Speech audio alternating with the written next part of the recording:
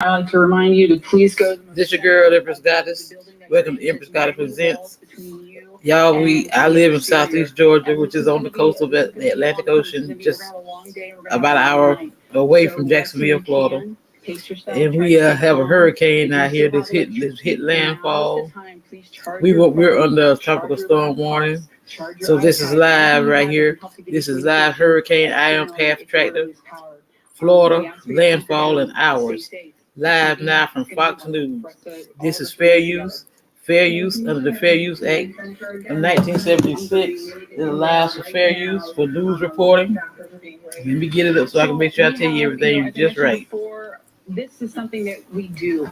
All right, we want to just let the community know that the Sarasota County government prepares for situations like this throughout the year. So our command center is focused on balancing two things, right? So we're focused on balancing the now, what we're in the moment, the conditions that we're experiencing, as well as already starting to make those preparations for after the storm. We're already thinking about operations. How can we set up rally points for us to set up points of distribution? All right, obviously we're having to monitor the entire areas because points of distribution could vary depending on the impact to the community. Federal law allows citizens to reproduce, it's really important for government operations and for communities for things to reopen. It's still too early to tell, but we're always looking at the numbers, looking at the fact video disc under certain circumstances without authorization of the copyright holder. This is called fair use and is allowed for purposes of criticism, news reporting, teaching, and prodigy, which doesn't infringe of copyright under 17 U.S.C. 107. Again, this is fair use. To media outlets, but also take a moment to step away mentally. All right, we're going to be in this for a while. We're going to be in this situation for a while. Taking care of yourself so you can best take care of those around you. You know, comfort items are extremely important. This is going to be an experience for everyone. I would say while you still have cell service, while you still have phone service, call your friends, call your families, and again, always check on your neighbors. We're in this together. We're in this together. And then conversely, what do you say to people who are not heeding these warnings, might still be out there in the storm right now? We have a very smart community. So I would say for those individuals that have not yet heeded those warnings, that you need to make provisions. You need to shelter in place. You need to stay safe. You need to take the appropriate action. When we send out these alerts, take them seriously. This is a matter of life or death. Hurricane Ian is nothing to laugh at. All right, so it's important for everyone to follow the notifications, take it very seriously, and to start those processes to shelter in place. I'll take two more questions. What is the current estimation on how long these 45+ mile-an-hour winds are going to last? It depends. As you guys are watching the weather reports, just like we are, we're getting reports in from the National Weather Service. Ian is a slow-moving storm. So it's a storm. So we're monitoring the weather and the time frame for how long it's going to pass. It's going to be a while. And you mentioned sitting out on alert about State Road 681. Can you elaborate on what? In Florida, we will continue to assess after the storm passes to see what the impacts are. We'll make sure that we're putting measures in place to support any gaps that we might identify. Do you think you're covered? It all depends on what the impacts from this storm might bring, and so we need to do those assessments after the storm passes. Last question, way in the back. Thank you. The storm is expected to travel north. Have you had any conversations with the governors of South Carolina and Georgia about the potential impacts there and what you're most concerned about? Yeah, I spoke with both governors yesterday to get a better idea of what they were concerned about. They were stepping up their postures to make sure that they were prepared to support any impacts that they might see. As the storm track continues to change, again, our regional office will continue to engage with them and we'll move resources into there if needed. And then we'll stay in close contact with the governors and their staff. Thank you. Okay, so we were just listening in there at the White House briefing to FEMA Administrator Deanna Criswell, updating the public and reporters in the room about what the federal response is going to be to Hurricane Ian. We also have a live now look at the White House at the moment, as we did hear from President Biden on Hurricane Ian today. Also a live now look there in Washington at the U.S. Capitol, where Hurricane Ian has postponed the January 6th House Select Committee hearing that was supposed to take place tomorrow morning. So we're not going to be obviously covering that. We are going to be talking about politics a little bit later on tonight at 9 p.m. Eastern, 6 p.m. Pacific, with the debut of our show, Road to the Election, with yours truly, talking about all the issues that matter to voters in the run-up to November the 8th. Of course, today is a little different. Breaking news changes everything. We'll be talking to Continue to assess after the storm passes to see what the impacts are.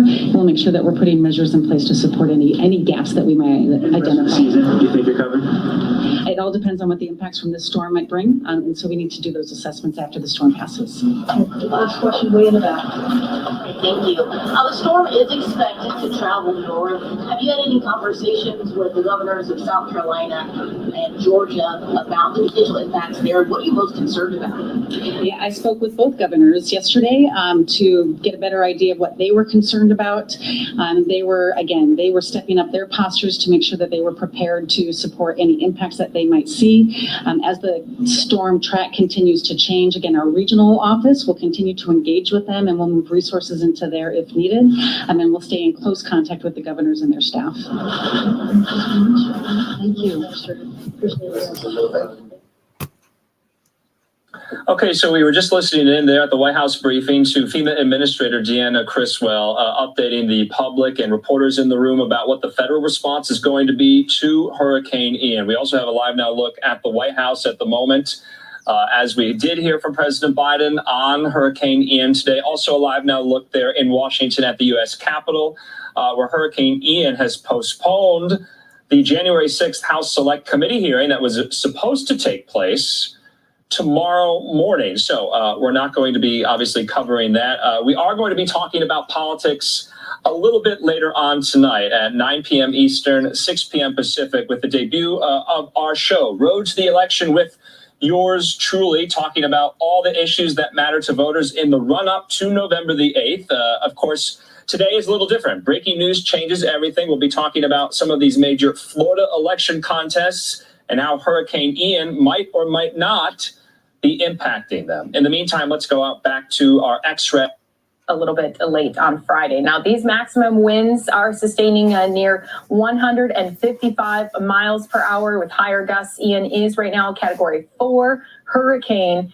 And Ian expected here to continue to bring not only those high winds, but a lot of rain that's coming along with it. Let's go ahead and take a couple different live looks here at this storm as we continue to track it. Some live pictures here showing us just some of the effects from the hurricane as it continues to land here. This is in Fort Myers, Florida right now. We do have our crews keeping a close eye on all the latest radars and the track of this storm. You can see though already here, not only do we have those white caps on the ocean, but you have that wind that is coming in and flooding already happening in multiple areas all across the state of Florida. Rain starting to fall all around the Florida Peninsula, as well as we continue to keep our eyes on the very latest. Now, as Hurricane Ian is making landfall here, it is getting near that Category 5 strength. We do want to make sure we continue to give you our live coverage here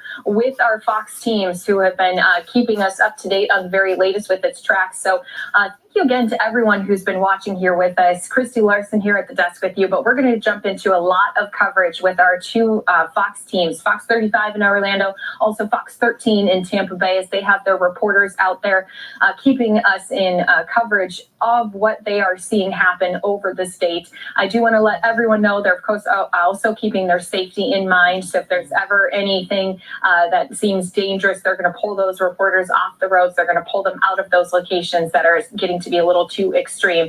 And then I also want to remind our viewers, we are waiting for Ron DeSantis. So while we wait for the governor, let's go ahead and get some of the latest forecasts with our Fox weather teams as we head into our Fox 13 coverage right here for you. Well, actually, it looks like we do have some of our other officials walking in here with Governor DeSantis. Let's listen in live.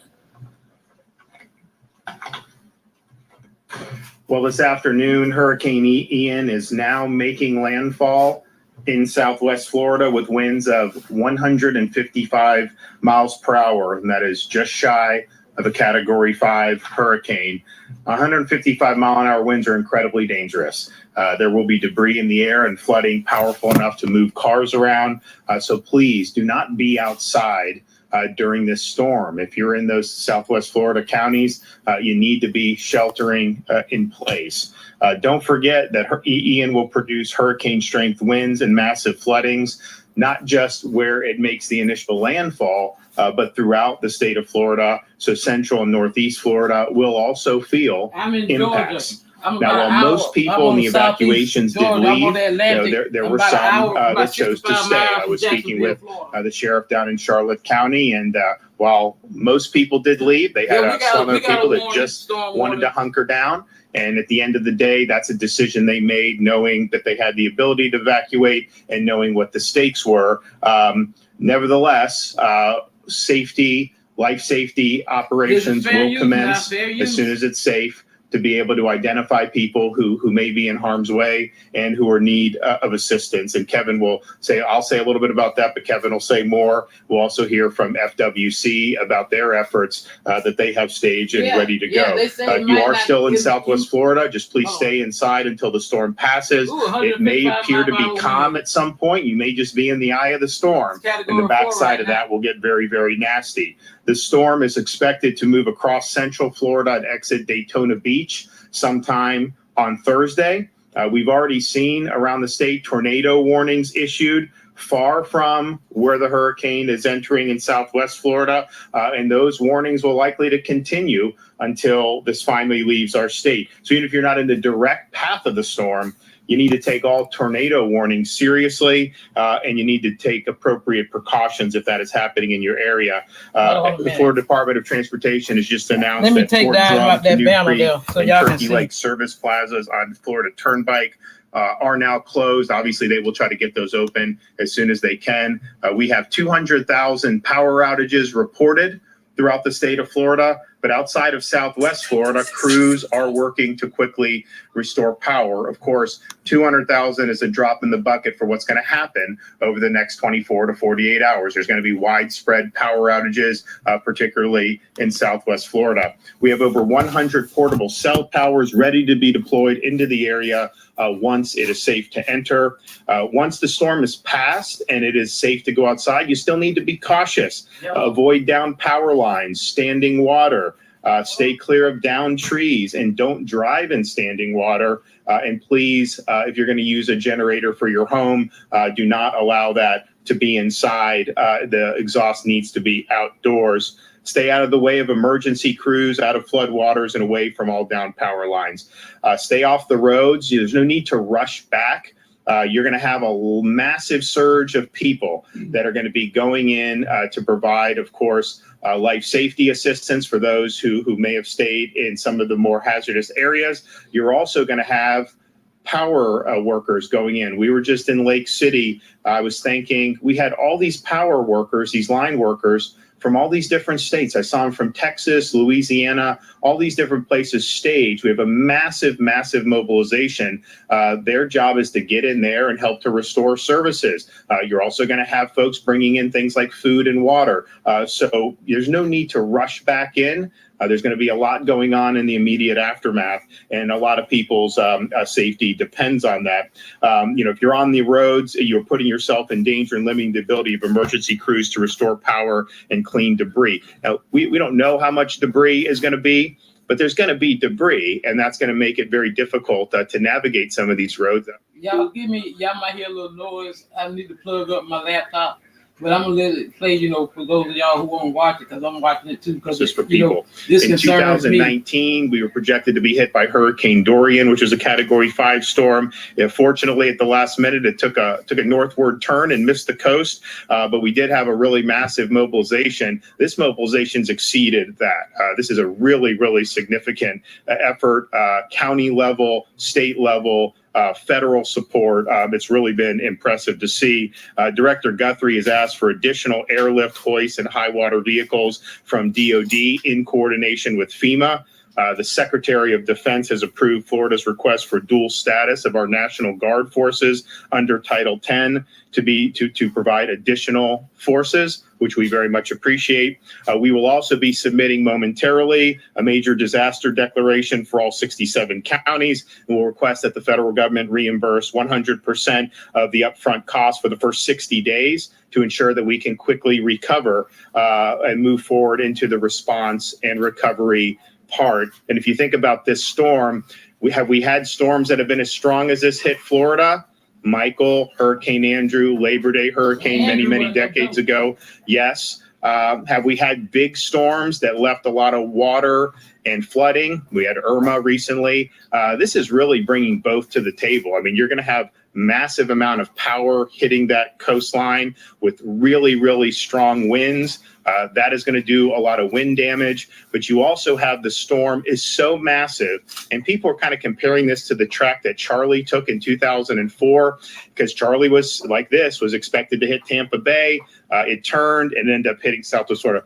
Charlie was strong, but it was a fraction of the size of what we're dealing with here with Hurricane Ian. So the effects of this are going to be broad, and we appreciate the Biden administration's consideration for the people of Florida during this time of need.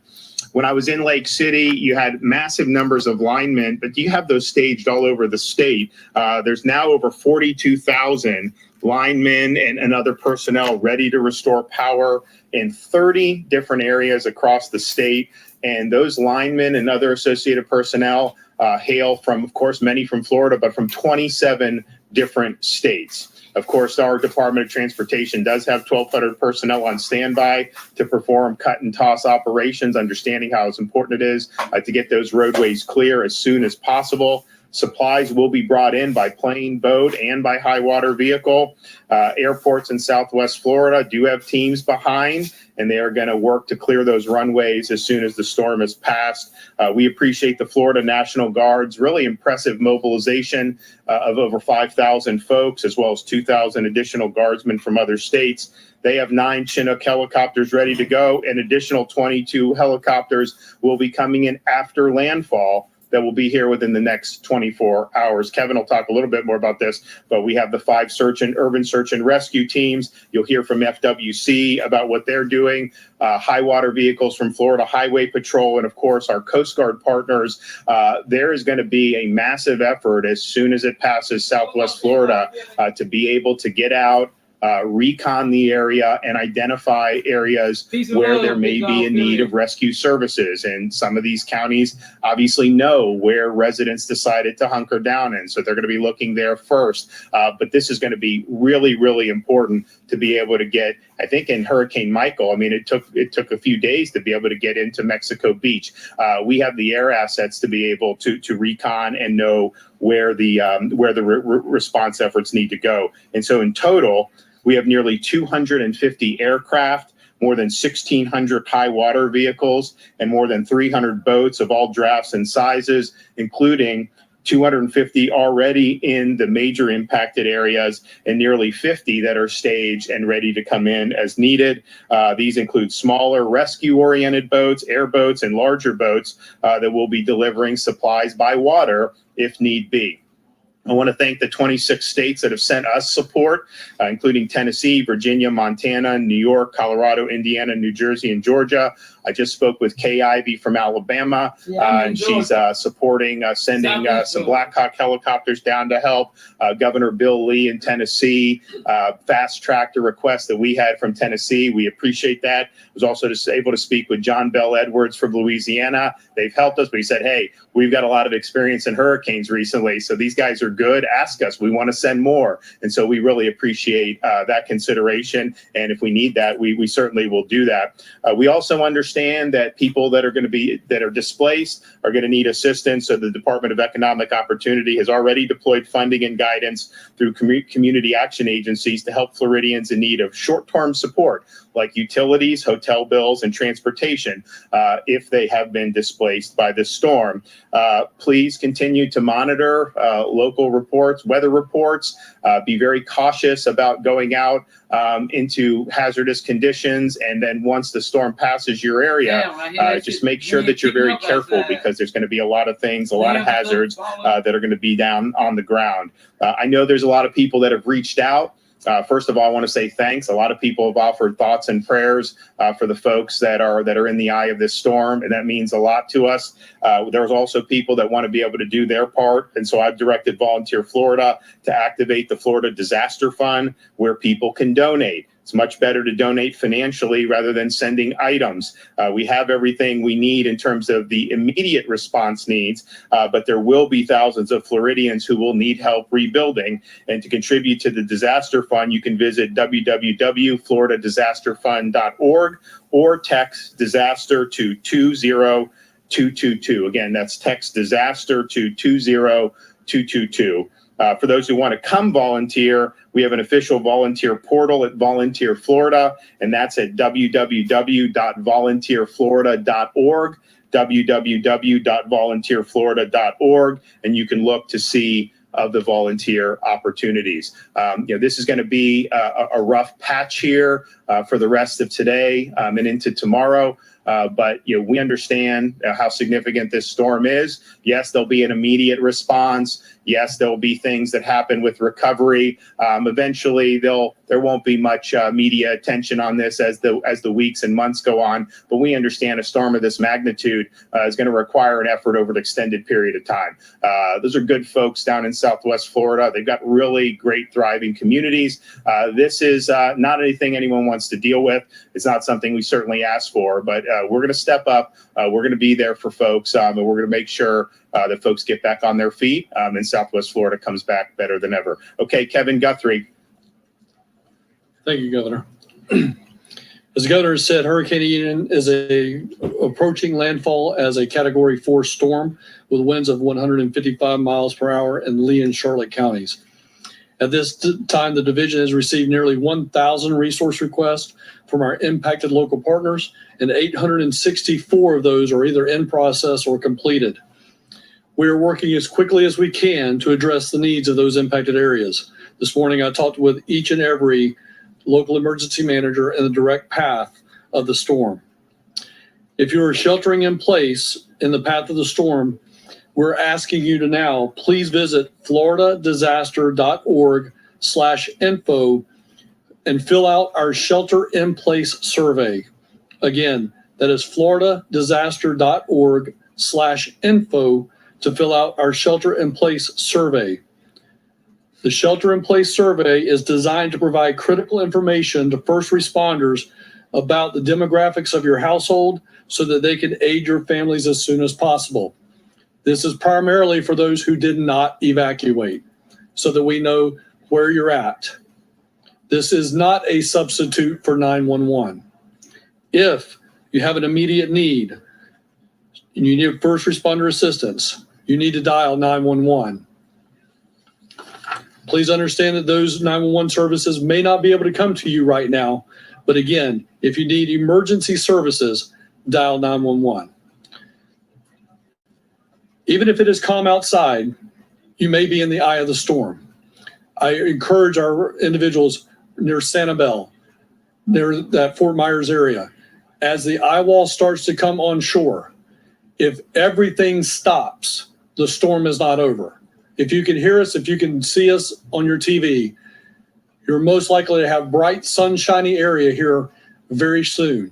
You're in the eye of the storm. Stay inside. Stay indoors. Do not go outside. You do not know when that eye wall will collapse. So please stay safe. Avoid down power lines and down trees and standing water when it is over. Use extreme caution. If you see any type of line, do not cut them. Do not cut fiber optic lines. Fiber optics are the backbone of our communication system that allows us to have connectivity for your cellular devices on wireless networks. It provides access to the internet. It provides access to social media. Please do not cut fiber optic lines. To the communities beginning to experience these devastating impacts of Hurricane Ian, know that the state of Florida is standing with you. We have plenty of resources to respond to your need. We have thousands of boats on the ground. We have thousands of boots on the ground. We're ready to assist you. We will make sure that all available resources are used to help you through this difficult time. Please do everything you can right now to stay safe. Thank you, Governor, very much for the opportunity to be here and be your director. Thank you. All right, Colonel Roger Young, the Director of the Division of Law Enforcement, Florida Fish and Wildlife Conservation Commission.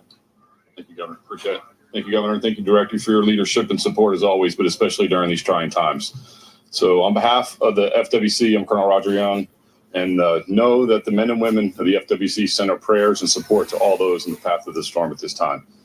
But also know that the FWC officers across the state are prepared, trained, and ready for a full response to this storm.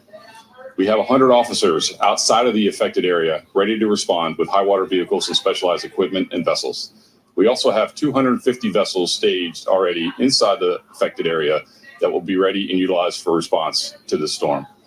So just know that we appreciate all the support that we're getting, but officers will be ready to respond in this time. Just want to say thanks to everyone, and the FWC officers will be ready for response. Thank you. Okay, Agency for Healthcare Administration, we have our Secretary, Simone Marstiller. Governor, thank you very much for your leadership. Director Guthrie, you as well. Good afternoon. As the eye of Hurricane Ian makes landfall, all healthcare facilities have made the necessary preparations and stand ready for Ian's impact. Since the beginning of the emergency, our agency has been focused on the safety and well-being of residents and patients and hospitals and long-term care facilities. We've activated the health facility reporting system, and we've requested and still do request that all healthcare facilities continue to report their census, their available beds, their evacuation status, and their generator status information. And that includes even facilities that might be outside of the impacted areas, because we need to be sure that we can provide the necessary resources to assist everyone when the time comes for response and recovery. As of today, ACA's teams have coordinated with our licensed healthcare facilities in evacuating more than 7,000 patients and residents from 150 facilities. Additionally, our team has activated the Emergency Patient Lookup system, or E+. This system allows special needs shelters in impacted areas to retrieve patient medical records and help medical providers and emergency response personnel to locate missing or displaced persons after the storm. We also have nearly 400 ambulances, paratransit buses, and support vehicles standing by to respond to the areas of impact. In addition to ACA's team's regular visits to all of our licensed healthcare facilities, we have completed more than 343 additional on-site visits to our nursing homes and assisted living facilities within the cone of expectance to verify generator compliance. Again, this is fair use. Fair use. Federal law allows citizens to reproduce, distribute, or exhibit portions of copyrighted motion pictures, videotapes, or video discs under certain circumstances without authorization of the copyright holder. This is called fair use and is allowed for purposes of criticism, news reporting, teaching, and prodigy, which doesn't infringe on copyright under 17 U.S.C. 107. Fair use. We know that facilities are currently bracing for impact as Hurricane Ian is anticipated to make landfall here shortly. Following the storm, the Agency for Healthcare Administration stands ready to immediately deploy our surveyors for on-site visits to the impacted facilities. During these visits, we will ensure that each facility is maintaining an appropriate temperature for residents and that all other conditions in those facilities are safe for residents. Look, shit, they put my grandson If in you work are on a the island, they patient put or him up in a resident damn or family motel. member of someone in one of our long-term care facilities or any other healthcare facility, and you experience any issues during the storm that are related to that facility or your stay there or the service, please know that you can lodge a complaint with the Agency for Healthcare Administration on our website, and that's ahca.myflorida.com, using our online complaint portal. If you are a licensed healthcare provider and experience any issues during the storm, please, of course, notify your local emergency manager, but also please report through our health facility reporting system immediately so that we know exactly what your status is and what we need to do to provide you the resources and help that you need. Moving forward, the agency will continue to require these kinds of status reports for power outages, bed availability, and other needs. This has truly been a collaborative effort, and I and my team appreciate all of the work that our agency partners have been putting in. Thank you, Governor. Thank you. So as we see power outages accumulate over the next day, 2 days, the crews that are assembled, massive numbers of people, one of the first orders of business, restore power, fuel, all the essentials. Not every power outage is going to be created equal across the state over the next 2 days. When you have a storm coming in at 155 miles an hour, that's not just going to knock down a few power lines. Yeah, it's going to do that, but it also has the potential to really uproot a lot of the infrastructure that makes people connected and that is used to deliver power to people. And so that will just require a reconstruction of that. And that's something that can be done, but it's not as easy as just simply hooking up a down power line back into place. And so as you get more severe wind impacts, more powerful storm, the storm surge, that's where you're in jeopardy of seeing a lot of that infrastructure disrupted in a way that will require more than just simply rehooking it. It's also the case that you may have homes and or businesses that are not going to be able to take the power because of changes to what's happened to their structures. So just keep that in mind. The folks that are staged are mindful of those different things. They want to get in as soon as possible, assess the damage, and help do the restoration efforts. Some of that may just be typical repair, but some of it may be more in the line of reconstruction. So just be prepared for that. I mean, we've been saying that there was going to be, significant power outages with a storm of this magnitude. That's just the reality. So it's going to pass today from Southwest Florida. As soon as it's safe to go in, there's going to be people. I've already talked to a lot of the locals. They know where they need to look to see the damage assessments, to look to see where people may be in harm's way. Obviously, folks at the state level are going to be doing the same thing, and it's important. And we want to make sure, obviously, safe. Shit, my damn grandson job just told him to pack up 3 days worth of clothes. They're going to put him up in a hotel. So it's supposed to be getting bad down here. There were some people that have chosen not to stay, that lived in that were staying in evacuation areas. Do you have any sense? That chose to stay, you mean? That chose to stay even though they're in evacuation areas. Do you have any staying in evacuation areas? Do you have any sense? That chose to stay, you mean? That chose to stay even though they're in evacuation areas. Do you have any sense as to how many people that? Florida is a state on the edge tonight as it prepares for what could be the biggest storm in years. The major news tonight is that the path of the hurricane has shifted, pushing the storm to an earlier landfall and further south than where we are tonight. 2.5 million residents are under mandatory or voluntary evacuation orders as the outer bands of Hurricane Ian reach the southern parts of the state. Florida's Director of Emergency Management said more than 100 nursing homes and hospitals in the Tampa area have been evacuated. Grocery stores up and down the coast are packed as residents rush to grab last-minute supplies, but many are finding nothing but empty shelves. Hurricane Ian slammed into Cuba as a Category 3 storm with winds of 125 miles per hour, knocking out power to more than 1 million people. And the storm is gaining strength in the open waters of the Gulf of Mexico. Check out these satellite images showing the eye of the storm packed with lightning. One of the biggest concerns is that Ian could dump record amounts of rain and cause dangerous storm surge across 600 miles of coastline. We have got team coverage tonight, and we want to begin with CBS's Omar Villafranca right here in Tampa with us. Good evening, Omar. Good evening. Tampa hasn't taken a direct hit from a hurricane since 1921. And even though the city may dodge Ian's bullet, people here aren't taking any chances. Floridians are on the move. They say mandatory evacuation. It's time to go. All along Florida's Gulf Coast, thousands of residents are heading inland, heeding the call to evacuate as Hurricane Ian inches closer. It is a big storm. It is going to kick up a lot of water as it comes in, and you're going to end up with really significant storm surge. You're going to end up with really significant flood events. And this is the type of storm surge that is life-threatening.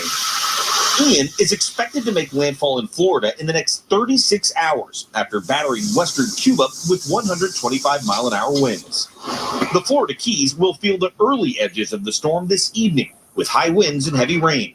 President Joe Biden said his administration has already sent aid to the region ahead of the storm. FEMA is also proposing and pre-positioning 3.5 million liters of water, 3.7 million meals, and hundreds of generators. Residents are rushing to fill sandbags and stock up on emergency supplies. Some shelves are already running bare. Jason Hood, the owner of a tennis equipment shop in Clearwater, is boarding up. You can't prepare enough, really, so we're just out here getting ready. Better safe than sorry. I just hope everyone takes the right precautions to do what they need to do to stay safe.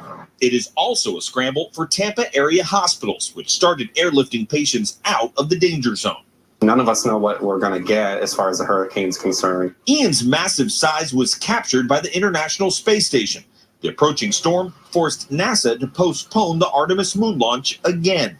Overnight, the rocket was rolled back into the hangar for safety.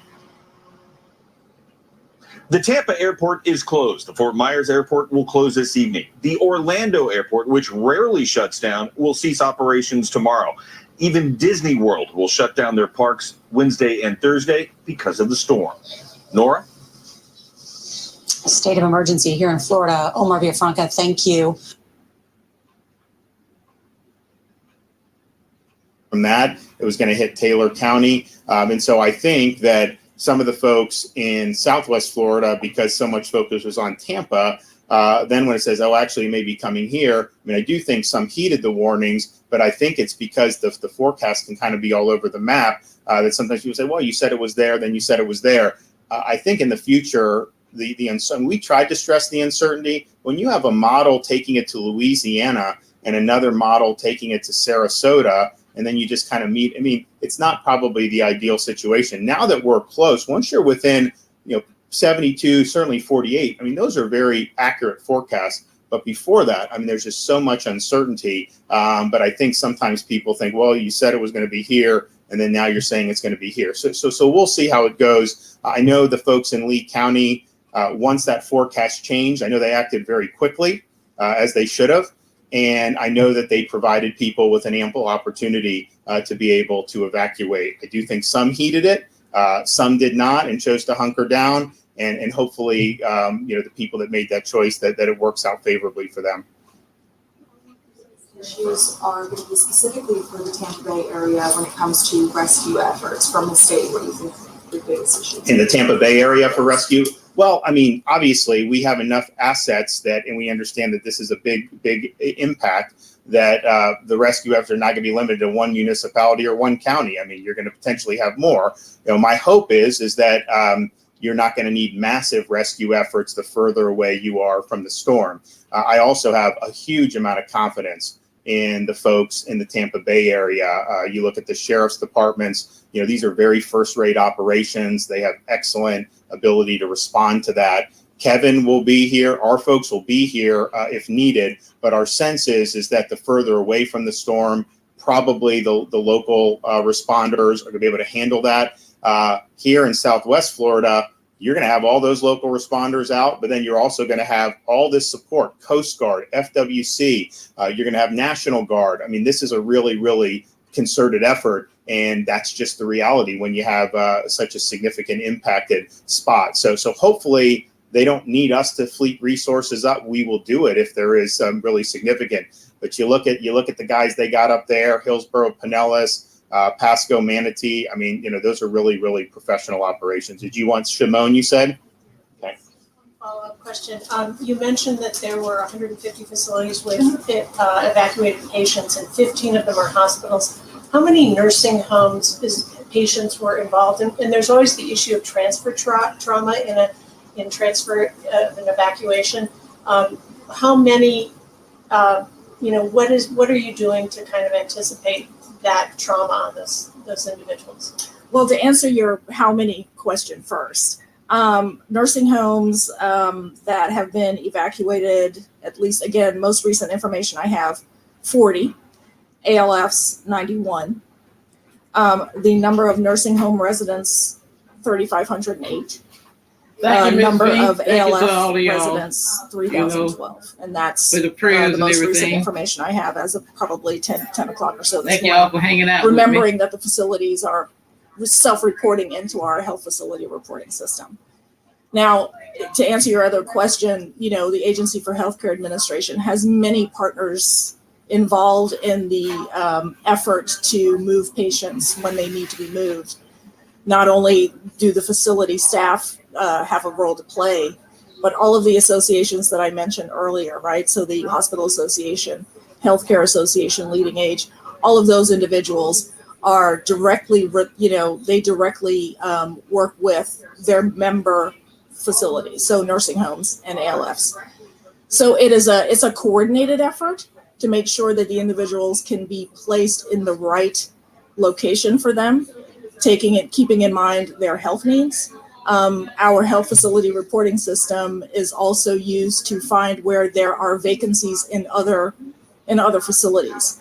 Many of these nursing homes in particular, have sister facilities elsewhere in the state. So it makes that kind of transfer a lot easier and less stressful on the individuals who have to change their environment. So we'll have another update in another few hours. I would just say it seems like over the last 12 to 24 hours, every time you look at this storm, it's just been bad news. It gets stronger, it gets larger, and we really appreciate people's concern for Florida. We do appreciate the prayers. I'm going to be saying prayers that the folks there are able to get through this as best as humanly possible. This is a really, really significant storm. It will be one of the storms people always remember when they think about Southwest Florida. Probably be the big one that they always remember. And if you know anything about our state, you go to Panama City, that Michael is just part of the DNA of the community. Homestead, Hurricane Andrew is just part of the DNA of the community. This Ian is going to rank up there with that. So we need the thoughts and prayers over the near term, and then there's going to be a huge effort on the back end to help people and to get the communities back on their feet. Thank you.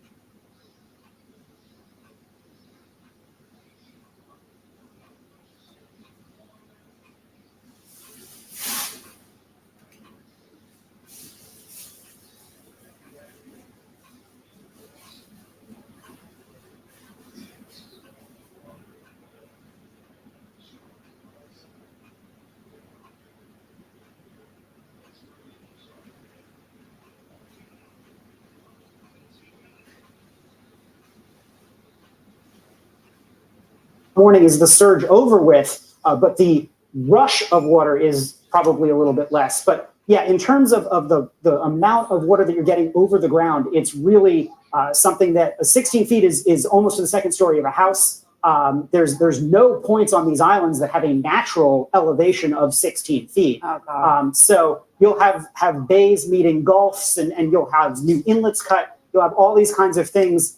It's really going to alter the landscape forever there. And one of the things that I think is really important to note is when you think back to Charlie, which was the last really strong category 4, it's 150 miles. That storm was, you see where the circle is here? The center of the circle is how wide Charlie was, as opposed to how wide this is here. This is triple or quadruple the width, which means the impacts spread out and so many more people are feeling it. How many miles wide is the band of the storm then? So the eye is 40 miles across. The hurricane force winds are about 80 miles across. And then you're having tropical storm force winds, up to Jacksonville, which is hundreds of miles. Right, we're seeing it from space. We are all anxiously watching this. Thank you for keeping us up to date, David. Sure thing.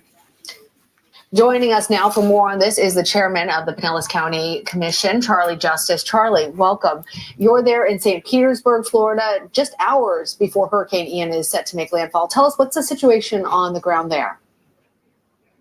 Well, right now in Pinellas, we're mixing that preparation and that calmness with some relief that we have seemed to miss the worst of the storm, and we're praying for our neighbors in Charlotte and Lee County and further south than us. But the big thing we're encouraging folks in Pinellas is to shelter in place, that this storm is not over just because it may not be a catastrophic event for us. It's still an event here, and we want people to be safe. We've had a lot of rainfall already, a lot of gusty winds. We'll continue to see that weather deteriorate the rest of the day. And it's really important for folks to, just because we've avoided the worst of it, not to go out and explore. Please shelter in place, remain safe. And what are some of the ways, Charlie, that Pinellas County has prepared for this storm? As you said, it looks like you will be spared the worst of it, but what were you ready for? We were, as 48 hours ago, we were preparing for the worst. We were preparing for that eye wall to come over somewhere over South Pinellas or over, right over the bay, which would have meant historic surges through the bay. And then for our barrier islands and our East Coast and shore acres up into Safety Harbor and Oldsmar, they would have seen storm surge and flooding like they've never ever seen in their life before. So we have ordered an evacuation Monday night for special needs and our barrier islands. We expanded that Tuesday morning into our zones A, B, and C. We have about 4,500 folks in shelters right now, but we have about 350,000 population that are in those evacuation zones. So we're hoping that folks have made it to a safe other spot. Otherwise, at this point, we're telling people to please shelter in place until tomorrow, when hopefully the worst of it is over for us. Charlie, you mentioned your neighbors to the south in Lee County, Charlotte County. Tell us about the emergency response efforts in place once Ian touches down on Florida's west coast. How much of your resources do you think will be devoted to your people there in the Clearwater area, the Tampa area, versus further south? Sending, as we heard from one of our colleagues, Tampa is planning on sending a lot of its emergency resources to the Fort Myers area. Yeah, we have a staging area now of National Guard and our local folks, as well as folks from really around the southeast of the U.S. that, again, thankfully, it looks like we won't need. And as immediately as the storm clears, we'll secure our area. We'll do an evaluation of how our infrastructure is, down power lines, flooding, those kind of things. And then any way we can be of assistance to our neighbors to the south, we'll absolutely be there for them. So, hurricane warnings, evacuation orders, none of this is new to Florida, right? And to the folks there in Pinellas County. How did your residents receive the evacuation orders? Are people pretty, are they pretty obedient? Do they listen to these orders, or do, most of the folks there try to ride it out at home? My grandson worked on the island over there. He told him to pack up. They told all their employees to pack up three days worth of clothes. They will put all them up in a hotel room. He packed up them clothes so quick and got on out of here today. Look at the video that you're seeing in South Florida today. That could have just as easily been Pinellas County. And so we want folks to take the steps necessary if we do get hit. But we've been draining some of our lakes. We've been clearing brush out of our canals. We have shelters set up. We had a staging area, again, for our National Guard, for water supply, all those things. we've been in touch with FEMA and our state partners. We have an incredible staff at our Emergency Operations Center that this is what they do all year long, is prepare for every contingency. And we would have been prepared as best possible had it hit Pinellas. But when you have a storm this devastating, it would have been a catastrophic event for Pinellas if it hit us. Absolutely. But it's been heartening to hear all of the advanced planning that's gone into it. And we hope that that all plays out in a way that keeps everybody real safe. And we're glad for you guys that you're missing the worst of it, for sure. Chairman of the Pinellas County Commission, Charlie Justice, thank you so much for being here. Thank you. We're going to take a quick break, but we have a lot more news on the other side. Yes, including all the latest with Hurricane Ian. So stay with us. You're streaming CBS News Always On. But when it does, you take it.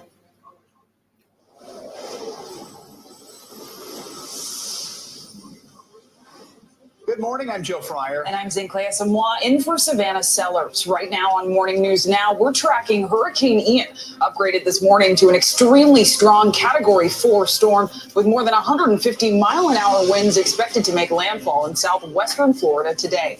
The expected track could take Ian along the same path Hurricane Charlie took back in 2004. And people along Florida's Gulf Coast are being told to get ready, with some areas expected to get up to 12 feet of storm surge. This one does feel a little bit different. We felt that way in the past before, so it's just better to be safe than sorry. Were you on the fence about whether or not you were going to evacuate? I was so afraid either way. I didn't know what to do. Already, Florida's getting an idea of what to expect from Ian. The storm first made landfall in Cuba yesterday, knocking out power to the entire island. Now the hurricane is gaining strength in the Gulf. Ian is already bringing high winds, heavy rain, and tornado warnings to South Florida ahead of landfall. We have complete coverage for you this morning, covering the storm from all angles. But we want to start with the very latest on Hurricane Ian's track. Meteorologist Samara Theodore is here with more on where Ian is going. Hey, Samara. Hey, we are down to the final hour now. We've got a few hours before landfall, and at this point, the situation just continues to grow dire. Let's go ahead and take a look at the latest. So this just happened overnight while many of us were sleeping. It is now strengthened to a Category 4 hurricane, okay? 155 mile per hour winds. The threshold for Cat 4 is 130 miles per hour. Once we hit closer to 157, that's where we're talking Cat 5. So this is the strong end of the spectrum, Cat 4. And it's situated about 65 miles west-southwest of Naples, Florida right now, starting to really slow its movement, moving to the northeast at 9 miles per hour. This is going to be a very dynamic and strong storm. So here's the latest track right now. If you live in Port Charlotte, that's close to where the eye is looking like it's going to come in. So we're headed south of Sarasota now. That's when we're going to see the hurricane force winds arriving around 2 p.m. on Wednesday in areas close to Sanibel. It'll hit there first and then continue to push inland. And at that point, we could see areas farther north and to the west seeing the arrival of the hurricane force winds a little bit later. But nonetheless, the time window we're looking at for landfall is anywhere between 2 p.m. and 5 p.m. this evening, especially the farther south this makes landfall, closer to Fort Myers a little bit earlier here. After which it continues to push inland, maintaining hurricane force strength before starting to weaken. If you take a look, we are still seeing tropical storm force winds as we head into areas like Orlando, Central Florida, and then it rides up the coast. So Central Florida getting the major impacts on Thursday. By Friday morning, we see this make its way closer to St. Augustine and Jacksonville before seeing the remnants push into the Carolinas. Okay, I want to go ahead and take one quick look at the storm surge, and we're going to detail this a little bit more later on. 8 to 12 feet is what we're talking right now. This is the deadliest aspect of a storm. And when it comes to Cat 4, we're using adjectives like catastrophic.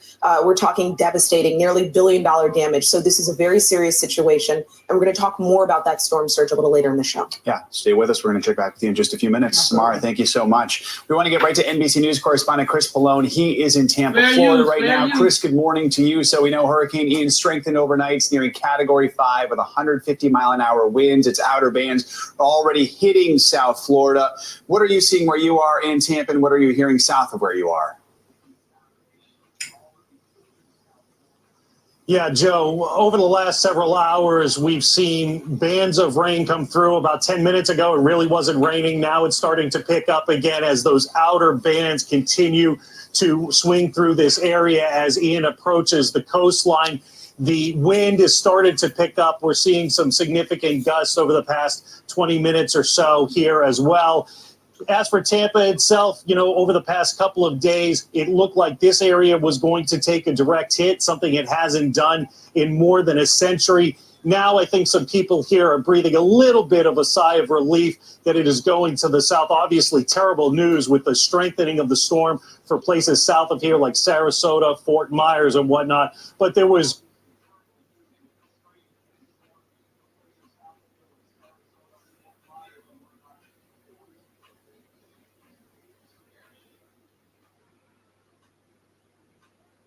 really creating some problems, especially when you think about that storm surge that it is bringing along with it. Live now from Fox, sending some viewers off to another 2-minute break. We'll be right back here in full coverage of Hurricane Ian for you when we return.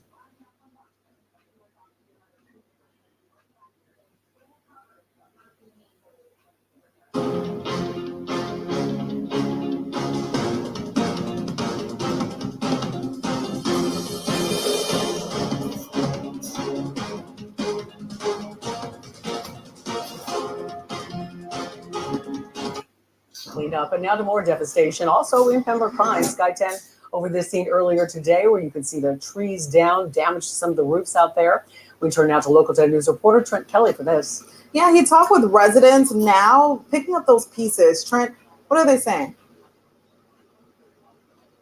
Yeah, those tornadoes last night definitely leaving a mark here in the Pasadena Lakes neighborhood. Several neighbors out here report hearing a very loud roaring noise, almost like a freight train, shortly before debris started to fly everywhere. Those strong winds knocking down several trees in this area, including one that you can see took out a fence and hit a truck. Several other homes also getting part of their roof blown off. These neighbors now left to clean up before more rain moves in. Imagine yourself in front of a lion, let's say. It's just, it's just like, you're like, what's going on? And when they say something about the freight train, oh, take it to the bank, yeah. Neighbors in Pembroke Pines describing the unmistakable noise as a tornado spawned by the outer bands of Hurricane Ian tore through their Pasadena Lakes neighborhood last night. Actually, I was on my bed looking at my computer when my phone went off saying there was a tornado alert. I barely got to my...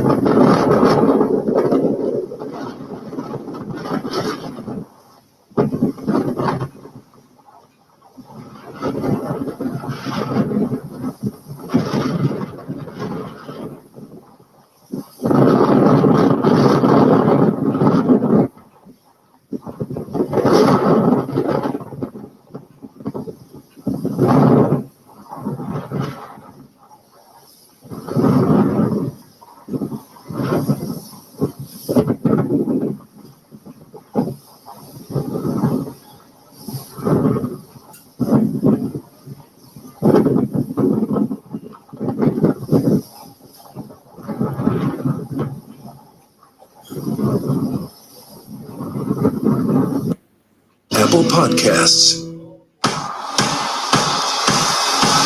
News is happening now. Look at what's making headlines around the world. Right now on Morning News Now. If some people stay behind, they get into trouble, they're going to have to call 911 and talk it through with the officials there on how to get themselves safe if emergency crews are not able to get to their areas. So hopefully people heeded all the warnings that have been given to them over the past entire week, and especially over these last 24 hours as people have been preparing. You can see just some of these live pictures of images all around that Florida coast of what they're seeing in real time. I love these shots here for our viewers, that you can see what is actually happening. No one out there on the beach, no one out there surfing, which is good to see. I did see that earlier in a different live shot. And right here's a great example, Hillsborough Bay, usually right there where all that sand you're seeing, that's usually full of water. So that just shows you how much had receded, how much water that storm had sucked up. And then you think about it's just going to dump back down over Florida. Let's go ahead and take a live look here at our radar as we continue to see it tracking. You can see that eye of the storm now right there, making landfall. It is imminent. It is happening. It is coming with winds up to 155 miles per hour. We know this is slow moving right now. It's moving at about 9 miles per hour. And again, this is a Category 4 here at this time. But we definitely want to make sure everyone's keeping a close eye on this.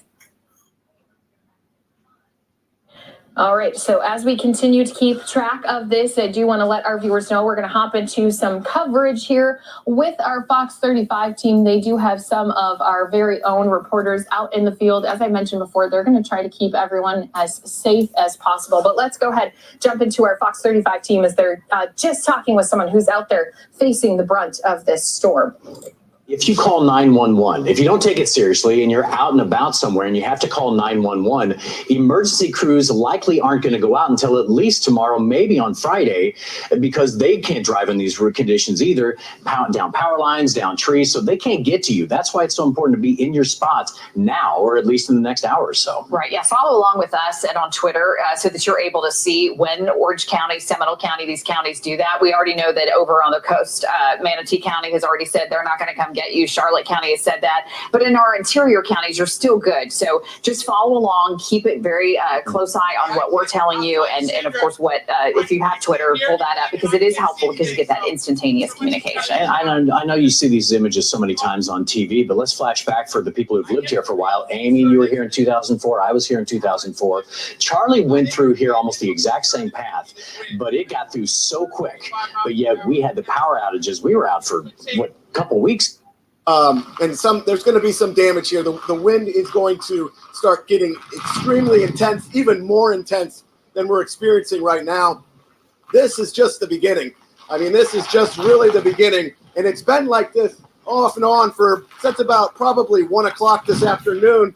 And the timing on it with Dennis was about 2:15 that we're going to get nailed. So yes, Dennis is there. Dennis, are you still thinking the timing is what you were telling me about an hour ago for this? Yeah, we were saying 2 o'clock, and honestly, that's about the time for the landfall. Mike, you are right on the west side of the eye wall. You're about a couple of miles away from just the entrance of the eye wall, so it's going to get worse than this. So I would say if it gets any worse, you're right. You're going to have to get into a spot that's quite a bit safer because you're very close to the eye itself. I mean, you're going to be within maybe 2 or 3 miles of the eye. How fast is the increase changing? It looks while we're watching it, we're seeing things get so much worse. Yeah, it's like, I said this earlier, it's like a switch got turned on. And Dennis, we had pretty good straight line winds from the northeast. Give me 1 sec. Yeah, they got to go. Yeah, you guys got to go. We had straight line winds. Yeah, that was Chief Photographer Eric Moore who walked in there and says, we got to go. Eric has tracked these storms. I went with Eric to Hurricane Rita in Beaumont, Texas, and Eric knows how to keep people safe. So, we try to share the information with you as it's going, but you do not want to be on the west side or in the eye wall of a borderline 5 Category 5 hurricane. So, and you're also seeing right there, and this is extremely common. There's a lot of spin. It happened in Andrew a lot. You get these little mini tornadoes in the eye wall as they come in. So the purple color right there, that would be the extreme wind warning. And you can see it anywhere with winds right there of about 100 to 115 miles an hour. And as we were watching Michael's live shot, I don't know if you could see it. It certainly felt like way to me. It just felt like it was getting stronger and stronger because that is how quickly these winds go from what was maybe 70 miles an hour to easily could be 100 to 110, because that's the difference. And we've been talking about this for days. There's an extremely small part of that eye wall where you get the bulk of the wind. I mean, it might only be 5 miles or 7 miles, but if this thing's moving 10 miles an hour, that's a good 45 minutes that you are in that area. So again, we'll continue to track that. for the entire Bay Area. We're going to be looking at landfall within the next hour. It's going to be in the exact spot, pretty much just maybe 5 to 10 miles east of where Michael is where the center of the eye will be. But anywhere from Venice over to Port Charlotte, that appears to be where the bulk of the landfall is. And remember, just along that line and to the right of it, maybe 5 miles, is where most of the surge will be. As Michael said, and fortunately for him, he is on the northwest side. That wind is still blowing offshore for now.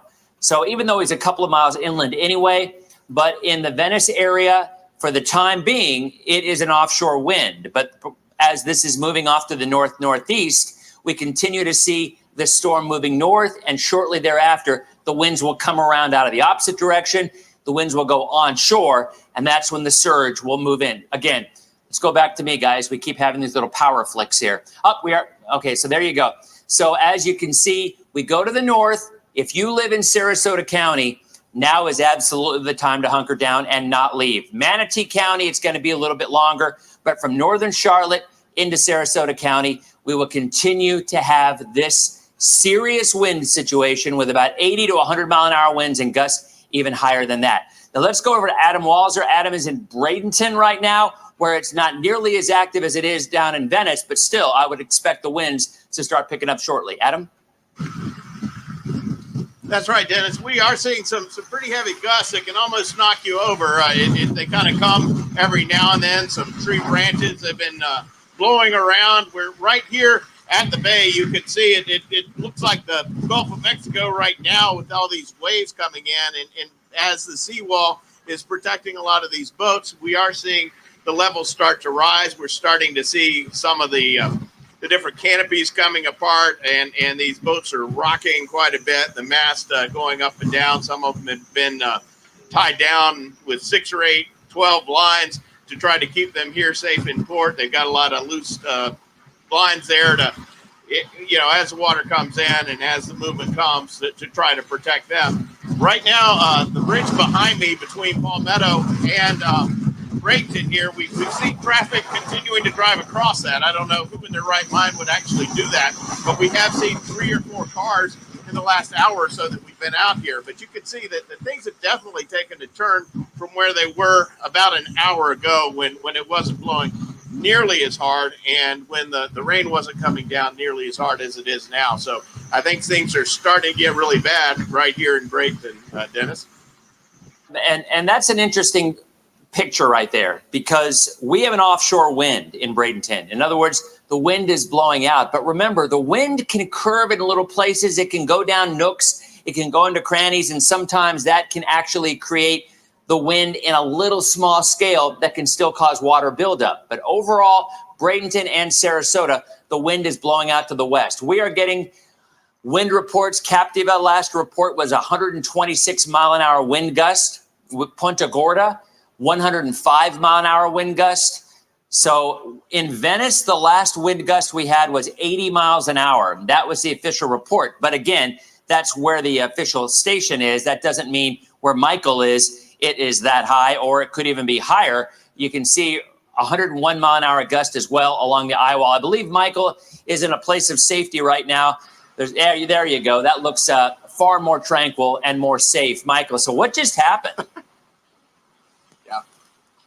Yeah, Dennis, you were asking me about the wind shift and if it turned on like a switch. And as soon as I was going to, have a little back and forth talking, the wind shifted and there's a big oak tree over the top of the roof of the house. So we were being sort of protected from the trees. But Eric Moore, my photographer you mentioned, saw the tree limb starting to snap on the other side of the house. We've already seen a couple of blow over this way. So clearly, you get hit with a tiny limb in the head, it's going to kill you. So we ran in, got out of the way. We're under an awning now. The wind is blowing over us. It literally just turned and started blowing all the debris right towards us as we were on TV talking to you. So I'll have my photographer read. We're in the carport now, so we're good. But I'll have my photographer pan over that tree. That just snapped in half over there where you see all of that water. I mean, we're just starting to just get nailed back to back to back. They're not coming in waves anymore. We have sustained winds. I know you mentioned, the gust of 80 miles per hour. And when I think about, Dennis, that just a gust of 80, you've been in these storms, man, 100, 110, 120, it just seems unreal.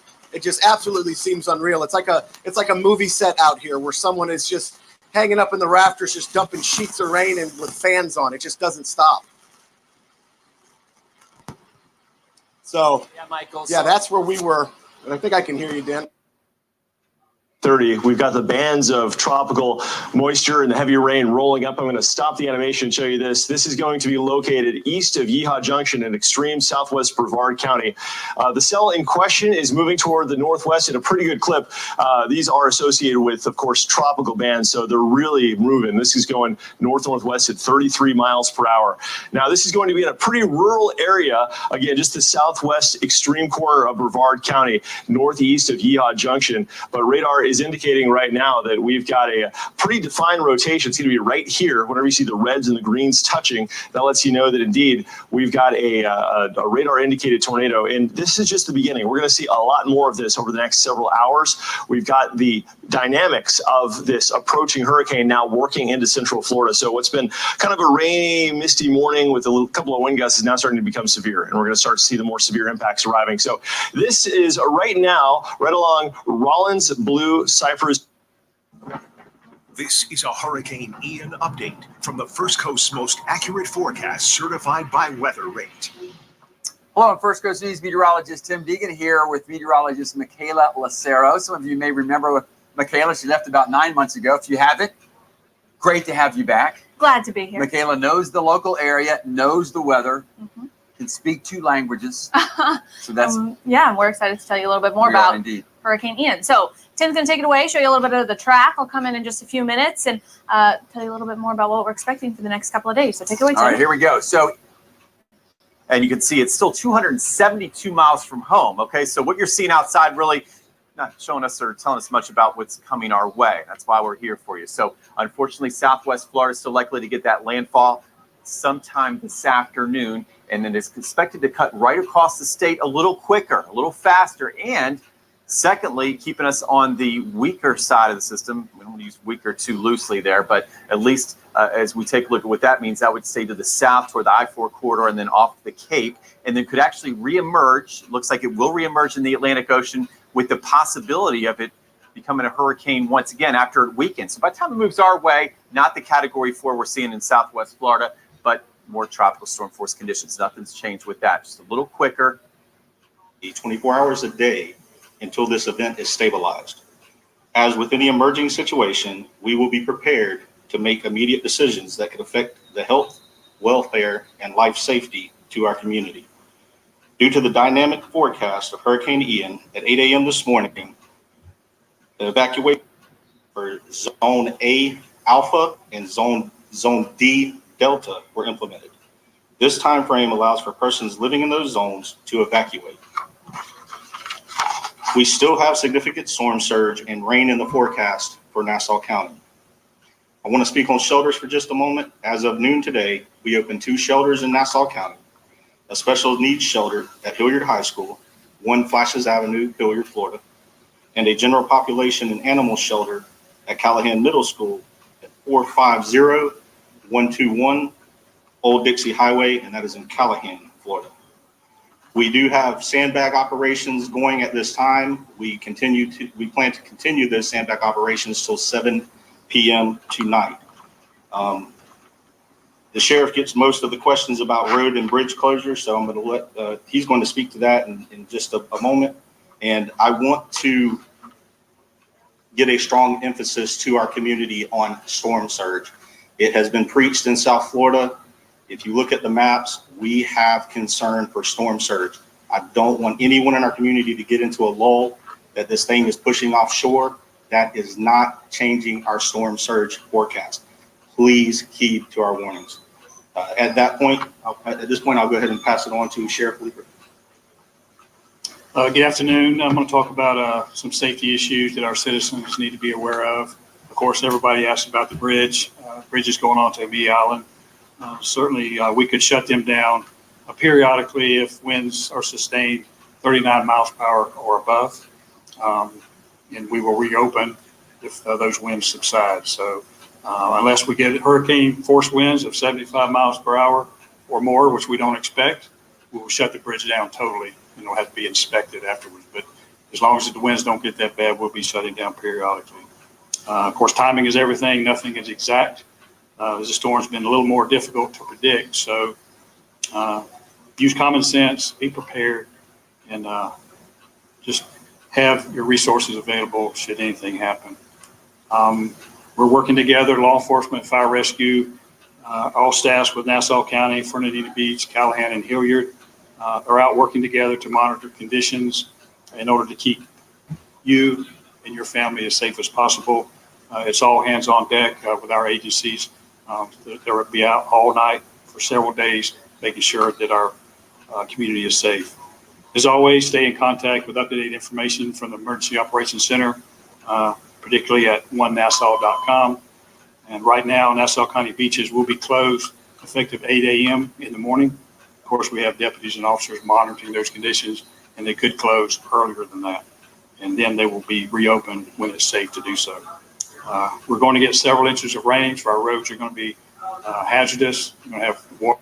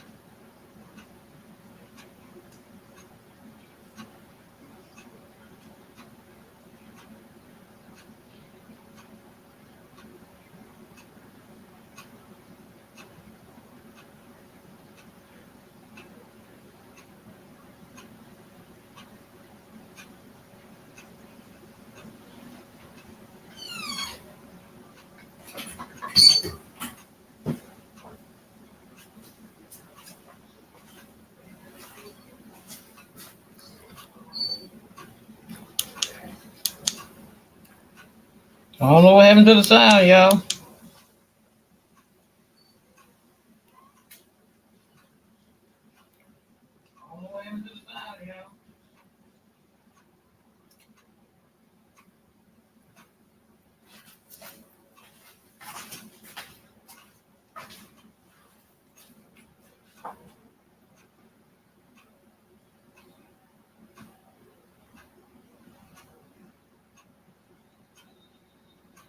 As we've been listening into press conferences have been saying, they have said time and time again that no matter if you think maybe the storm has passed or it might be taking a brief break, you should not be going outside, especially for those areas that are getting the very beginning and brunt of this storm. So live now from Fox, going to continue giving you coverage here as, again, multiple areas going to see a huge storm surge. Charlotte Harbor could be seeing about 18 feet of a storm surge. They're warning that this is going to be a catastrophic storm, and some areas even can have unsurvivable storm surge. So we are going to stay in full coverage right here for you on Live Now from Fox, just as we have been here over these last few days, continuing to give you all of these different live looks. After we come back from this 2-minute break, we'll get back into more coverage right here for you. Again, we'll see you on the other side of this 2-minute break.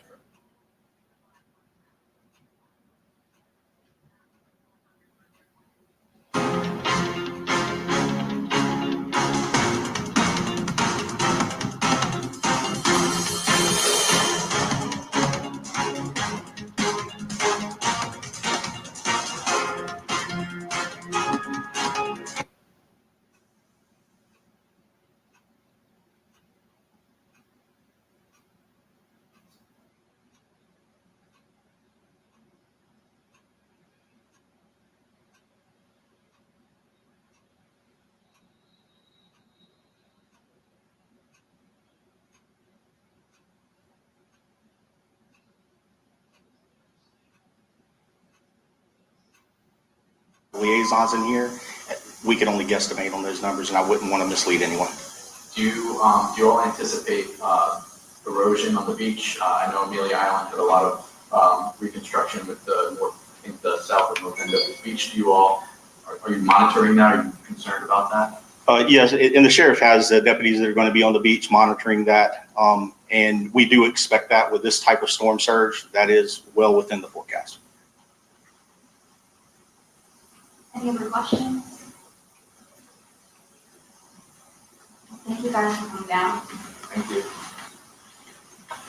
So you've been listening there to the emergency operations manager and the sheriff in Nassau County. And I want to recap what they just told us for our folks in Nassau County. If you live in evacuation zone A or evacuation zone D, D is in dog, now is the time to evacuate. They say that there may become a point during the storm where first responders simply won't be able to come help you if conditions are too treacherous. So if you're in zone A or zone D, evacuate. You are in evacuation order. And now I want to go over those two shelters that have opened as of noon today in Nassau County. The special needs shelter is at Hilliard Middle Senior High School, and the general population pet-friendly shelter is at Callahan Middle School. Now, we just heard the sheriff say that sandbag operations are going to continue tonight until 7 o'clock. If you want to go fill some sandbags, you can go in Yulee to the Yulee Road Department Yard, or in Hilliard to the Hilliard Road Department Yard. Sheriff Leeper reminding us that if winds reach 39 miles per hour sustained, then bridges could temporarily be shut down. Nassau County beaches are going to close down at 8 a.m. tomorrow. There's a chance they could close sooner. That's all just going to depend on what we're experiencing weather-wise. Reminding anyone that if you're out on the roads, it really could be hazardous. As these rains come in, they are concerned about significant storm surge and the rain that's going to be falling. So they're asking you to stay off the roads, find a safe place to ride out this storm. And we will keep you updated throughout Hurricane Ian. We have a team of meteorologists tracking this storm, a team of reporters who are going to be out all across the First Coast. So make sure you go ahead and download the First Coast News app, turn on push notifications to get the very latest. Check out our website, firstcoastnews.com, and we will continue to break into programming as conditions warrant and as we get updates from other emergency operations centers all around the First Coast. But we hope you stay safe and you keep it right here on First Coast News. For now, we're going to return you to programming. This has been a Hurricane Ian update from the First Coast's most accurate forecast, certified by Weather Rate.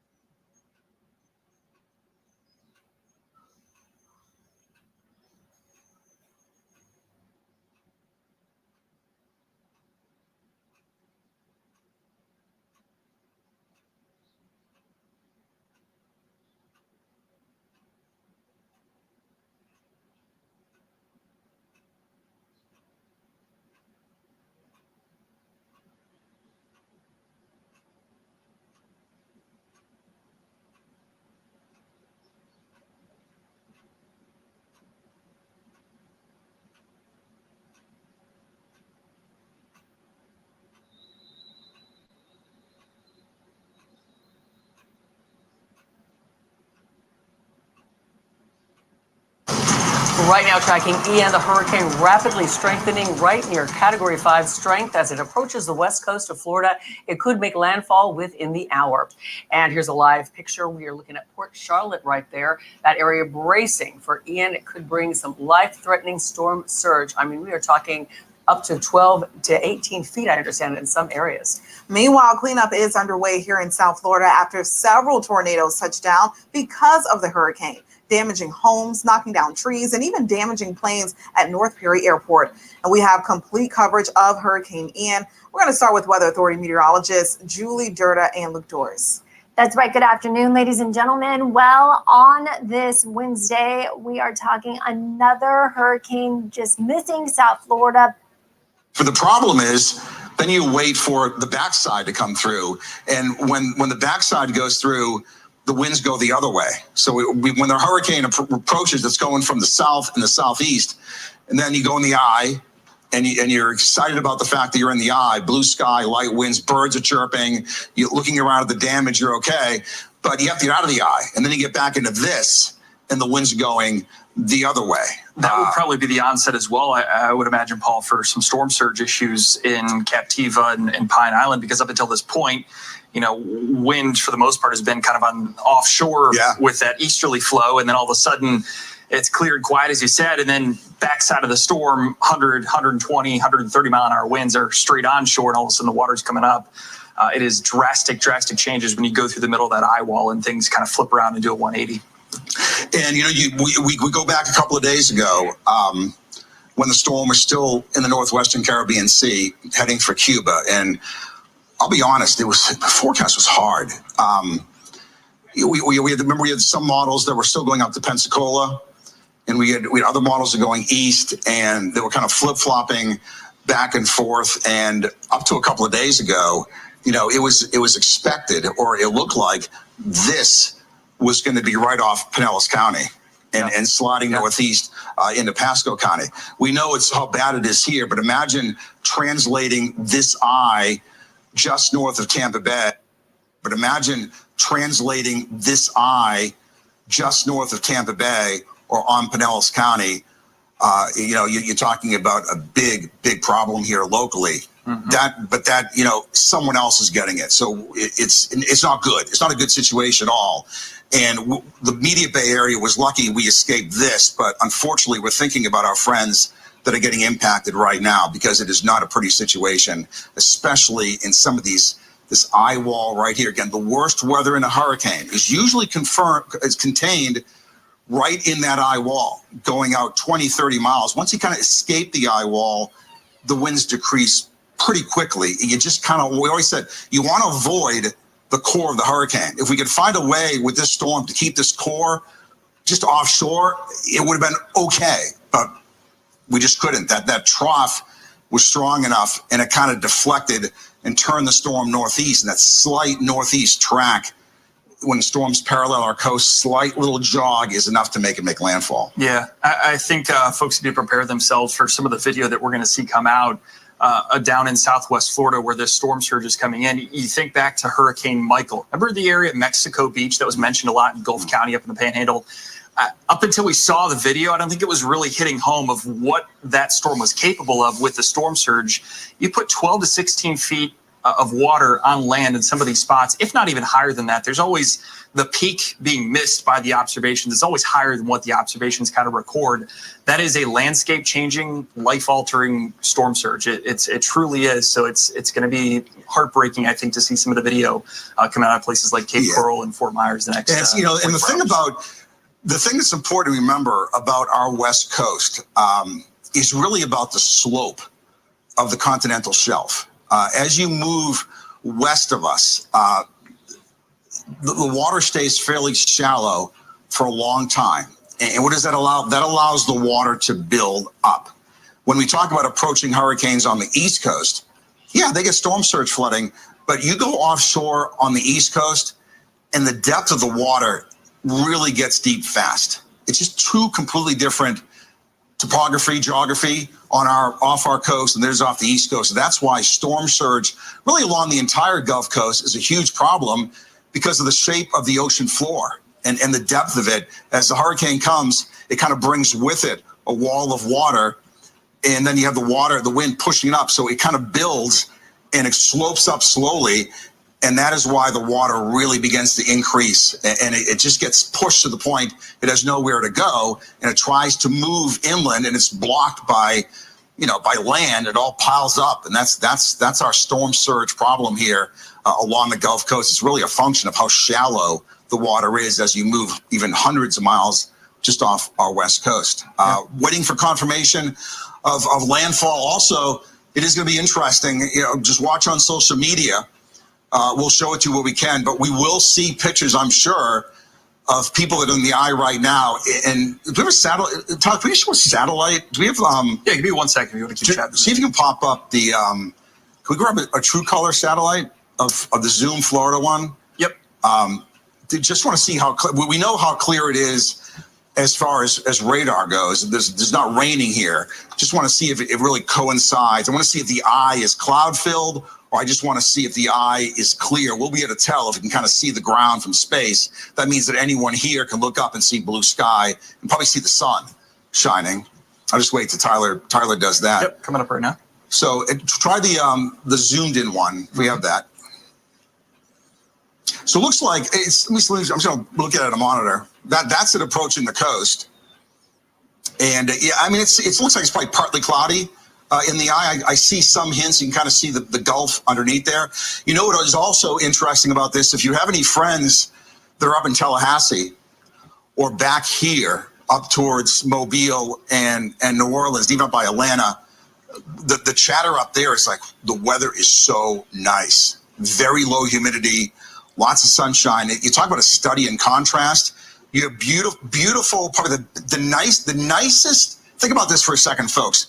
The nicest fall day so far is here, and the worst weather on the planet is here.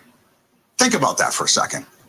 The worst on the planet happening right here, and some of the nicest weather on the planet is happening 300 miles away, and that's a fact. And as you zoom in, well, I think we can see some clear skies. So again, anyone that's underneath this eye can look up and see at least breaks of sunshine. I mean, it's not a big deal. It's more interesting than anything else, because what really matters is the weather around the eye.